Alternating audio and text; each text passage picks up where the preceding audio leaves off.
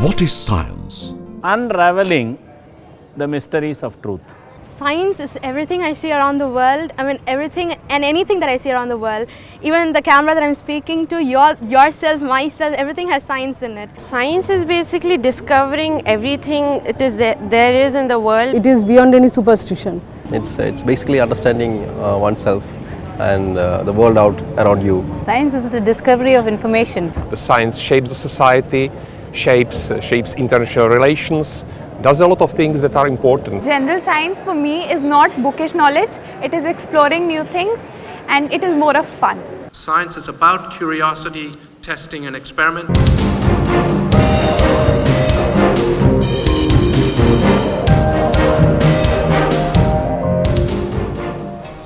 Science and science education has a long history in India.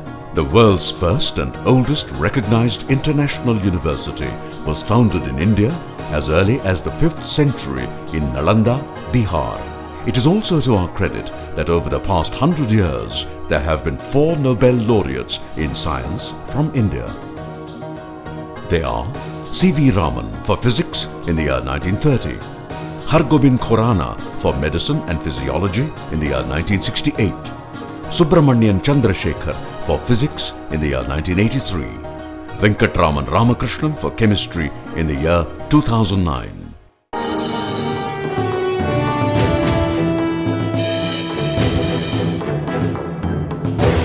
The Indian Science Congress Association was formed way back in 1914 in pre-independent India with the following objectives: to advance and promote the cause of science in India, to hold an annual congress at a suitable place in India, to publish proceedings, journals, transaction, etc., and to popularize science.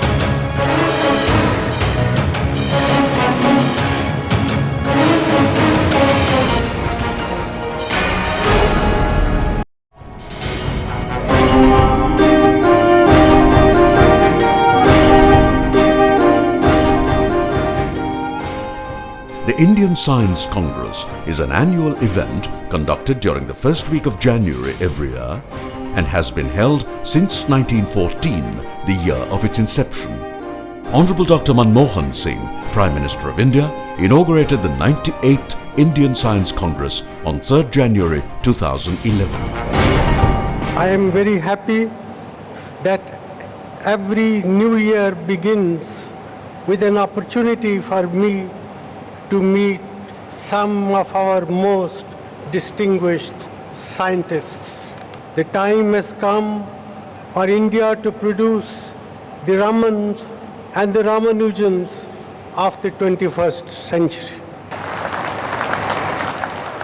I have asked our Ministry of Science and Technology to undertake a national celebration of the birth centenary of Professor S. Chandrasekhar, one of the outstanding scientists of the 20th century. Thousands of scientists, research scholars, science policy makers, science administrators and students gather every year to present papers, to listen to eminent scientists, to discuss problems in scientific issues. It is a mega event to celebrate science in India. It is also a serious effort to engage in discussion on issues related to science and technology. This year, more than 7,000 delegates from India and abroad gathered at SRM University, a private university situated in the suburb of Chennai, for the 98th Indian Science Congress that was held from 3rd to 7th of January 2011. Eminent scientists and Nobel laureates were the real stars of this huge science festival. The 98th Indian Science Congress was a unique one because this is the first time in the history of Indian Science Congress that 6 Nobel laureates have taken part in the proceedings. The most memorable incident while doing the experiment, I think in my life, it was probably when we could see the electron density maps, that is the image, the detailed image of the 30S ribosomal subunit. Which is extremely important. And I think sometimes people lose track of the fact that basic research is really the foundation of translational research. When antibiotics go off patent and they become generic and they get circulated, as Venki pointed out, so that you can just go down to the shop and buy it and misuse it. He translated jade, meaning a lake, and a cove, into the corresponding Latin word, namely sinus. And from there the word sine comes. Overall, the universal rules for these rotations, which ones are allowed and which ones are not allowed, have been discovered by the Indian superb scientist G.M. Ramachandran. In the year 1976, the Indian Science Congress introduced a focal theme for the Science Congress. It has been followed since then. Every year there is a different theme. The theme for this year's 98th Indian Science Congress was Quality Education and Excellence in Science Research in Indian Universities. Problems in higher education. In India, the percentage of young people who have access is too small. We are trying to raise it to something like 30%. We have now less than 15%. Many special summits and sessions on this focal theme were organized in the 98th Indian Science Congress. Eminent scientists and science administrators from India and abroad spoke on the challenges of maintaining quality education, and there were interactions between representatives of industry and science academies. Well, I work for the Vice President of Research at the University of Regina, and I'm here because we're looking at what are the areas of research in India that are similar to our specialty areas, to see where we can build further collaborations. And it happened with Ramanujan. He made great discoveries. That is what I mean by God delivering. When he wrote to G.H. Hardy at Cambridge, he had single-handedly, living in this city, rediscovered some of the great triumphs of European mathematics without knowledge of what they had done. That was Srinivas Ramanujan. In all the talks to student groups that I have given all over the world, I have found that Indian students are the most hungry for knowledge and the most eager to learn. The United Nations have announced that the year 2011 is the International Year of Chemistry. Throughout this year, there will be events commemorating achievements of chemistry and its contributions to mankind. The 98th Indian Science Congress has celebrated the International Year of Chemistry by organizing special sessions on chemistry. All 3 Nobel laureates in chemistry of the year 2009 were invited as special guests for the 98th Indian Science Congress. On the very first day of the Congress, there was a special session on chemistry of the future to commemorate the International Year of Chemistry. Eminent Indian scientist Professor C.N.R. Rao chaired this session and gave a special talk on dimensions of chemical science. You are not yourself, you are sitting on the shoulders of a great man, who in turn was sitting on the shoulders of another great man. We are all sitting on the shoulders of many, many great chemists. Electron was discovered by J.J. Thomson in 1897. Look at Arrhenius' theory of electronic dissociation. Came much before that. How did Arrhenius think of electronic dissociation when there was no electron? Special lectures given by the 4 Nobel laureates in chemistry was the real highlight of this Congress. Translational research is bringing discoveries from the laboratory into being converted to cures or treatments for disease. You may not recognize some of these people. These are great writers on the top. Mozart and Schubert were very famous classical musicians. But since we're in Madras, all of you ought to recognize Ramanujan, the famous mathematician. And the point is that all of them died when they were very young of infectious disease. And today, if we get an infectious disease, we simply expect to go to the doctor and get antibiotics and be treated. Although that's not always true even today. Because even today, there are about 100 million people worldwide who have active tuberculosis, which causes 2 million deaths a year. Francis Crick in 1968, Francis was always thinking ahead, amazing guy. He said in an article in the Journal of Molecular Biology in 1968, maybe I can try and do a British accent, I'm not very good at it. It is tempting to wonder if the primitive ribosome could have been made entirely of RNA. And his rationale was, how could the machine that makes proteins have been a protein before there was a machine to make proteins? It's the chicken and the egg problem. Which came first? Actually, in nature, structure or fold is function. And I have a very, very simple example for it. A paperclip. Here is a paperclip in the fold that it can make its function. Although it is exactly the same material, the same compound, just not folded correctly. Fold in nature is very important. Dr. Venkatraman Ramakrishnan, fondly called Venki, was the most popular and sought-after person in this Congress, not just because he was an Indian and a Nobel laureate, but also for his articulation and his inspiring, unorthodox and iconoclastic ideas on science and other matters. Young students who were inspired by him mobbed him all the time in the Congress for his autograph, his views and his advice and guidance on various topics. We all read about great scientists, but not as gods. They're not like gods or stars. We read about them to ask, how did they think? How did they come up with their ideas? Because we want to take away some lessons from that into our own life. One of my heroes is Richard Feynman, who experimented with all sorts of areas of physics and contributed a huge amount.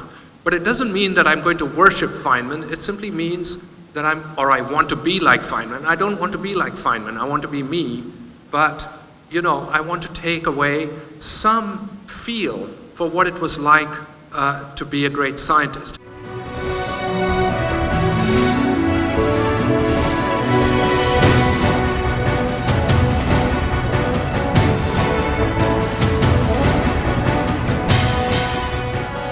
A number of events were organized in the 98th Indian Science Congress for the purpose of popularizing science among students and the general public.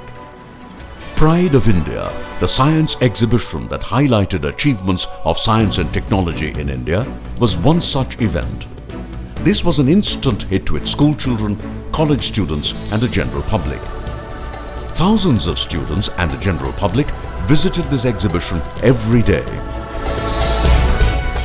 My biggest impression is the amount of young people that are here, the schools, the exhibitions. This is extremely nice.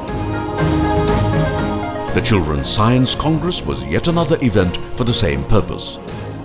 A series of events was organized in the 98th Indian Science Congress to popularize science with school children.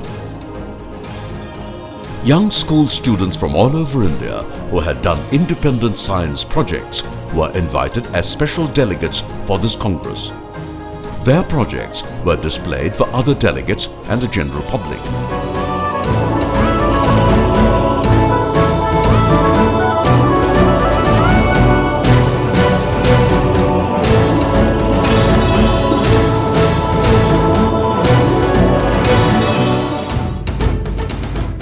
To excite these young students on science, many special programs were organized, such as meeting up with eminent scientists and Nobel laureates.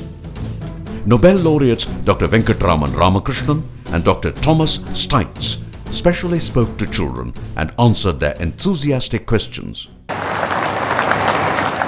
Why do Indians move abroad?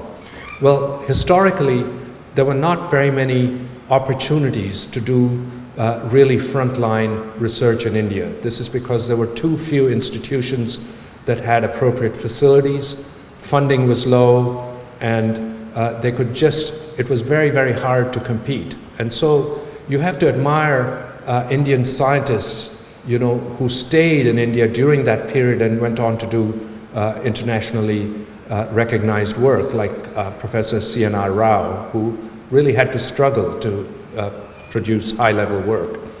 However, that situation is not as true today. The Indian government has put in quite a lot of money into science. There are new institutes going up. They're attracting very bright scientists from abroad. In fact, 2 very brilliant young scientists from my own institution who have a very good CV and could stay on in the West are actually going back to India to start their own labs. Can we artificially create DNA? Well, yes, DNA can be synthesized chemically. And this has been done for many, many years, starting very, very slowly, just putting a couple of nucleic acids together. Now the methods of chemically synthesizing DNA, large amounts of DNA, has gone to an incredibly high level of sophistication. In fact, you can use chemical synthesis to make an entire gene, or for that matter, to make an entire genome, which has been done recently. By making the genome in pieces and then tying the pieces together. The renowned Harvard economist and Nobel laureate Dr. Amartya Sen was one of the special guest speakers in the Science Congress. He spoke on the Nalanda University and the pursuit of science. I thought I will talk about Nalanda, and the title of the talk is Nalanda. Well, Nalanda was an old center of learning that attracted students from many countries in the world, particularly China and Tibet, Korea and Japan, and the rest of Asia, but a few also from as far in the West as Turkey. Nalanda, a residential university, had at its peak 10,000 students studying various subjects. When I arrived in Cambridge in 1953, I remember being struck by the fact that the total number of Cambridge students was 8,000. So Nalanda was larger than that in this is the 7th century number.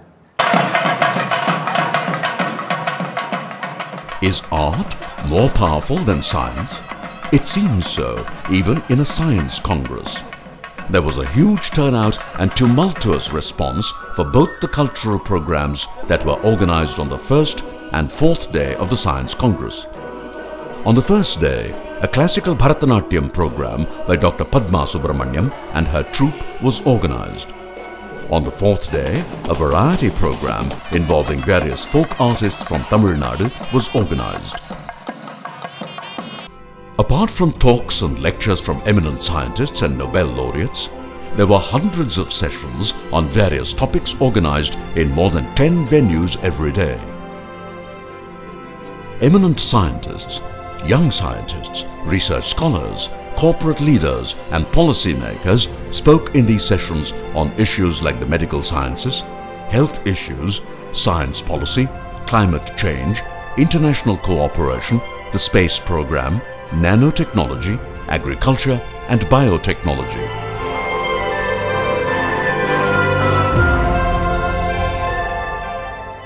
And I think there is a need to look at the policies which can shape our playing a more dominant role in the international context, even as we try to propagate and support the national systems of science and technology in research, and particularly, of course, strengthening the university system. I want to show you through this next slide that in post-independent India never looked for, because yesterday at least dozens of students asked me why Indian scientists don't get Nobel Prize. So I said because we did not ask for Nobel Prize. And that, I think, is very important, because scientific research many times stays in libraries and in research papers. But here there is a mechanism whereby scientific findings can help policymakers to formulate policies, strategies and action plans. Is a buzzword now. Any project anybody writes now has to necessarily have the word nano, and then they think there's a better chance of funding if they use this word. So what is new about nano? I would say that what we know that at the level of molecules, certain properties are known, certain properties are not even defined. Whereas at the bulk level, the properties, physical properties are defined. A field like nanomedicine is so diverse that there are various definitions for this. And in fact, the traditional definition for nanotechnology, as we heard even earlier, restricts the nanostructures which are up to 100 nanometers size in a certain dimension. For the first time, a competitive science film festival was organized by the Department of Science and Technology, Government of India, as part of the Science Congress. Many science films from India and abroad were screened in this festival. A few science film makers from India shared their experiences in this film festival.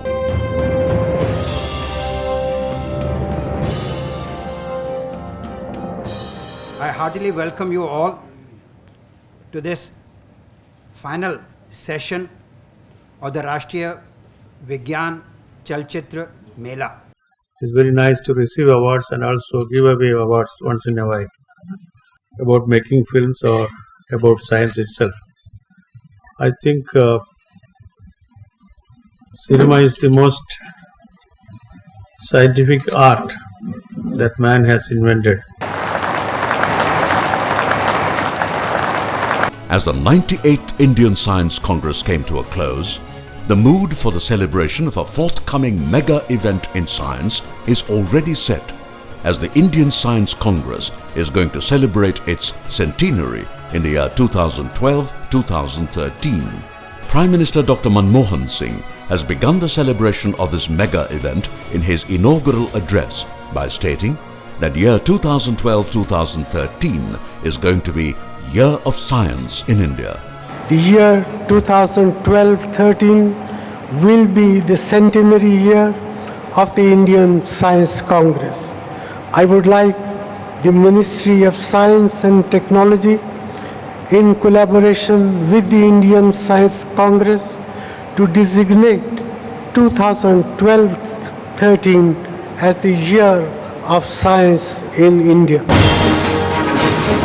Let us look forward to this mega event, not just by celebrating science, but also by breaking new ground in basic science and using its applications to eradicate poverty and improve the quality of life for everyone on this beautiful earth.